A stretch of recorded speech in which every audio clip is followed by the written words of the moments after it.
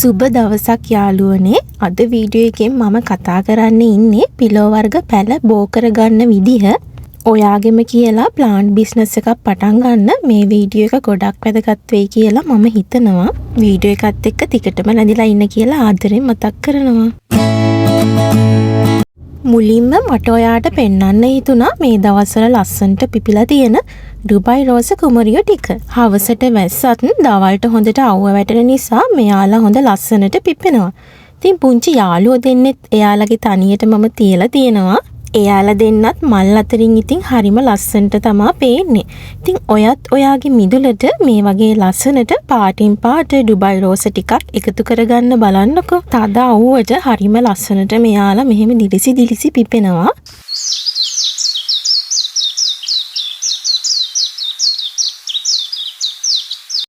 මගේ වීඩියෝස් බලන ගොඩක් අය මල් පැලවලට වගේම ස්වභාව දහමටත් ගොඩක් ආසයි කියලා මම දන්නවා. ඉතින් මට හිතුණා මේ පුංචි යාළුවෝ ටිකත් ඔයාලට පෙන්වන්න. මේ අය දවසක් දෙකක් විතර වයස ඇති. මේ ලේනෙක් වගේ පාටක් තියෙන කෙනා තමා මුලින්ම ඉපදුනේ. මේ සුදු පාට වගේ කෙනා තමා මම අද වීඩියෝ කරන දවසේ ඉපදුණු එක්කෙනෙක්. මෙයාලට වී කන්න අමාරු නිසා ඉතින් හාල් ටිකක් පොට්ටක් බ්ලෙන්ඩ් කරලා තමයි මේ පුංචි අයට කන්න දෙන්නේ. ඉතින් එයාලා ඒක කන්නත් හරිම ආසයි.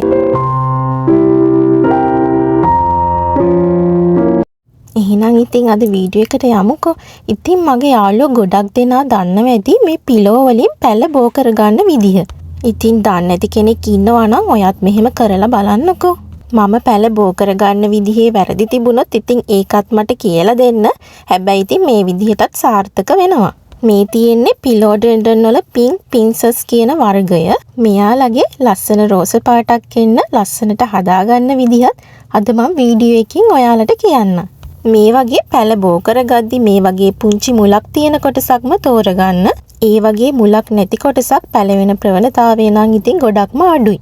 පැල බෝ කරගන්න පැලයක් තෝරගද්දි කොළ 4ක්වත් තියෙන පැලයක් තෝරගන්න බලන්න. මට නම් හිතෙන්නේ පිලෝ පැල හදාගන්න පුළුවන් හොඳම ක්‍රමය මෙහෙම කට් කරලා හදාගන්න එක. බීට් කැපුවම තියෙන තද රතු පාටක් තමයි ඉතින් මෙයාගෙත් තියෙන්නේ. මම මෙහෙම පැල 3ක් අද බෝ කරගන්න ඉන්නවා. මේකෙදි මම පොඩි පොට් තමා හදාගන්න යොදාගන්නේ. පස්සේ ලොකු වුණාම ලොකු පොට් වලට මාරු කරගන්න මම හිතාගෙන ඉන්නවා. ඔයාලටත් පැල 2-3ක් ඉදිරියේදී මම දෙන්න බලන්නම්. මාධ්‍ය විදිහට යොදාගද්දි මම පතුලටම පොල්ලෙලි කැබලි දානවා. මීට අමතරව ඔයාට පුළුවන් ගල් කැබලි, වලං කැබලි වගේ දේවලුත් යොදාගන්න පුළුවන්. ඊට පස්සේ මම වැලි කම්පෝස්ටුයි මික්ස් කරලා පොට් වලට දාගන්නවා. ඉතින් මේ මාධ්‍ය ඔයාලා හදන විදිහ සමහරක් විට වෙනස් වෙන්න පුළුවන්. ඉතින් මම හදාගන්නේ මේ විදිහට.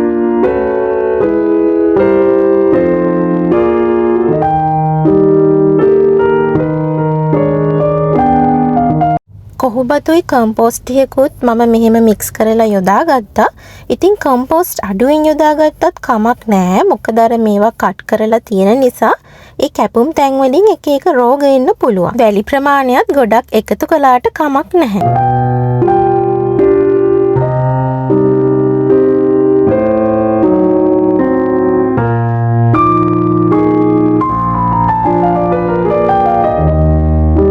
මේ කැපුම් තැන්වල මම කෝමාරිකා ගා ගන්නවා. නැත්නම් ඔයාට පුළුවන් අඟුරු කෑල්ලක් හරි ගා ගන්න පුළුවන්. මෙහෙම කෝමාරිකා ආලේප කරගත්ත පැල අපි සිටව ගත්තට පස්සේ තද හිරු එළියේ තියන්න හොඳ නැහැ. ගොඩක් තෙතමනය මේ පැලයට අවශ්‍ය වෙනවා.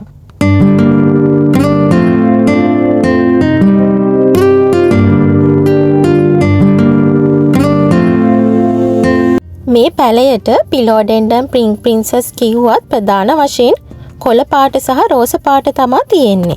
මේ ගැන දන්න අයත් ඇති. ඉතින් අද මම කියන්නම්කෝ මේ ලස්සන රෝස පාටක් එන්න මේ පැලේ මම හදාගන්නේ කොහොමද කියලා. සමහර පැලවල රෝස පාට වැඩියෙන් තියෙන්න පුළුවන්.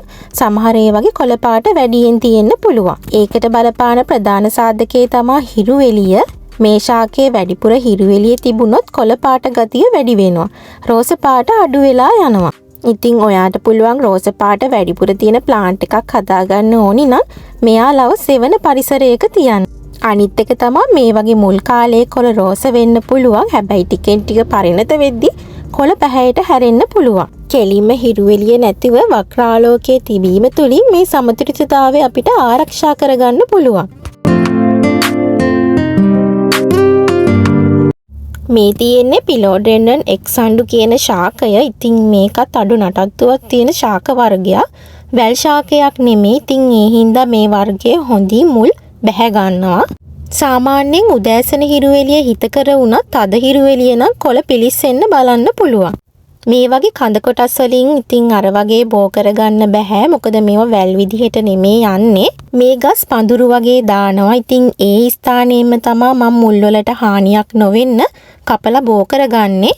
මේ තියෙන්නේ මම මේ වගේ බෝ කරගෙන තියෙන පැල. සමහර පැල මම සෙල් කරලත් තියෙනවා. ඉතා හොඳ මිලකට මේ පැල දෙන්නත් පුළුවන්. මුලදී කොඩා පොට්ටල තමයි මම හදාගන්නේ. දැන් නම් මේකේ පොට් එක මාරු කරන්න කාලේ ඇවිල්ලා තියෙන්නේ. මේ දිග මුලුත් ඇවිල්ලා තියෙනවා. මට මේකෙන් ඕනනම් ඉතින් කට් කරලා හදාගන්නත් පුළුවන්. ඒත් මම දැනට ටිකක් ලොකු පොට් එකක හදාගන්න හිතුවා.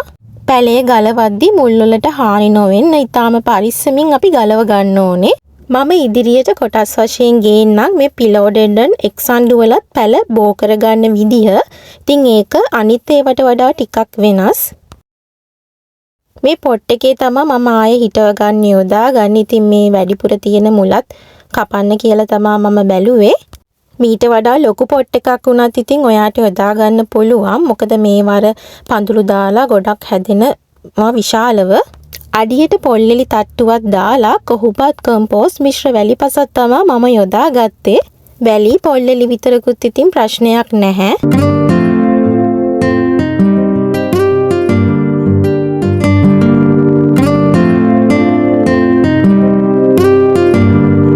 මේ මිශ්‍රණයම මම මෙහෙම මුල් වැහෙන්න ආය පොට් එකට එකතු කරගත්තා.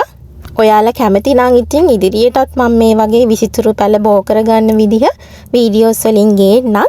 ඉතින් ඔයාලා මේ වගේ වීඩියෝස් වලට කැමතිද කියලා පහලින් කමෙන්ට් එකක් දාගෙන යන්න. ඉතින් වීඩියෝ එක බලුවට ගොඩාක් ස්තුතියි.